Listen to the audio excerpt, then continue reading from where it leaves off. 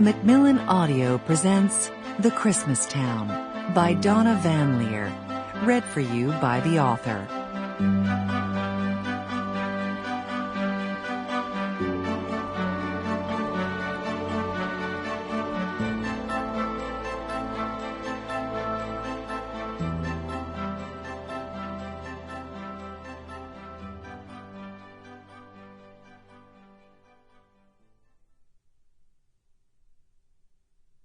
I don't know who my grandfather was.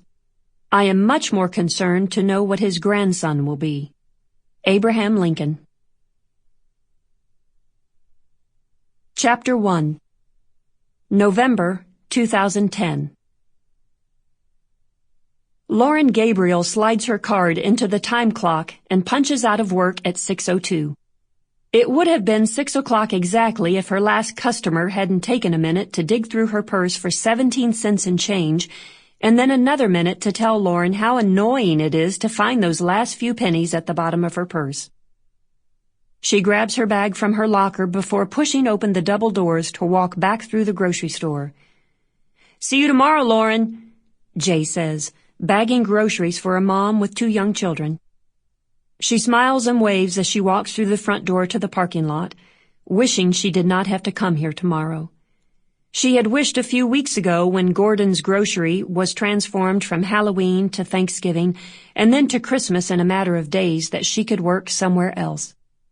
Someplace where what to cook for the holidays wasn't first on everyone's mind. Lauren hadn't celebrated Christmas or Thanksgiving in 2 years, since leaving her last foster home. She had been with Jim and Lori, her final foster family, for 3 years, and although they were good people, after 10 years of being in the system, she had had enough of foster homes.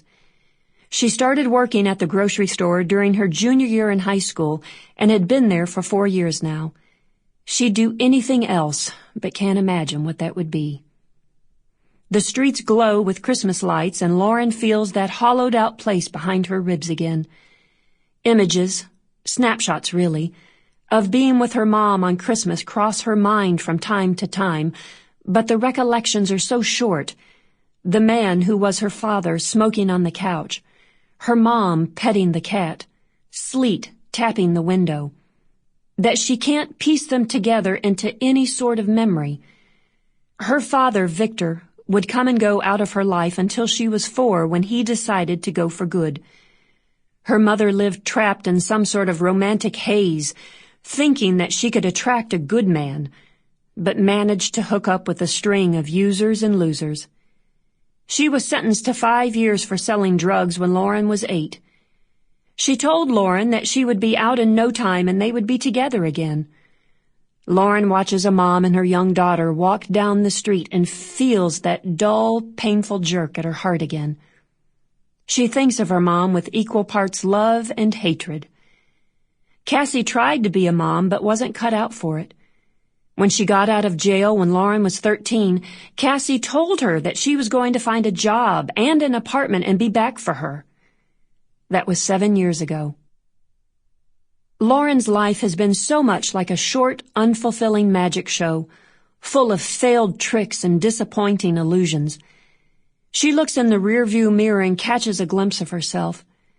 She has dark, quiet eyes, not like her mother's, olive skin and wavy, dark brown hair. She pulls up that snapshot of her father smoking and knows she looks more like him than Cassie. In their cluttered apartment where smoke hung like thin veils, she used to reach under the bed that her parents shared and pull out a dark wooden box her aunt had given her, with words carved into the top, and dash into her closet, closing the door. Sitting against the wall, she would run her tiny fingers over the grooves of the words and imagine them as magical. Lifting the lid, she pretended it was filled with precious gems and dazzling jewels, a portal of sorts that led to a charmed kingdom. She even attempted to carve her name on the underside of the lid with a pair of scissors, but it proved too difficult, and she didn't get further than the letter L. Sample complete. Ready to continue?